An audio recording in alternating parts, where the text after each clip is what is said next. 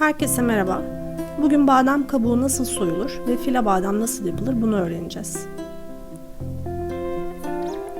Ayrı kapların birine kaynar derecede sıcak su ekleyip yanına da şoklamak için buzlu soğuk su hazırlayalım.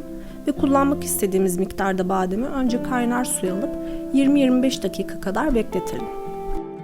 Beklettikten sonra buzlu soğuk suya alalım ve karıştıralım.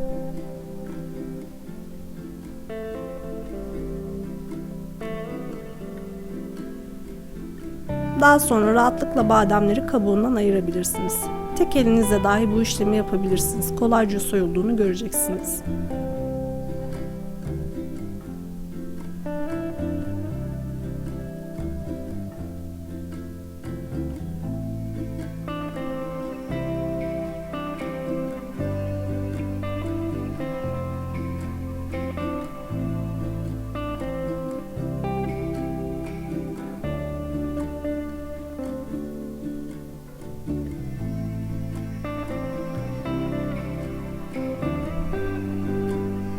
Bademleri soyma işlemimizi yaptıktan sonra file bademi hazırlamaya geçebiliriz artık.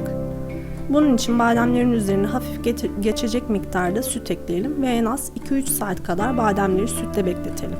Böylece soyulmaya hazır hale gelecek ve daha sonra beyazlamış olacaklar. Sütünü süzerek bademleri doğramaya başlayalım.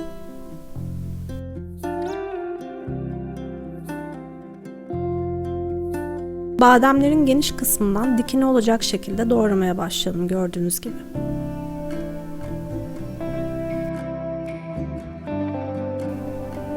Mümkün olabildiğince ince doğramaya dikkat edelim.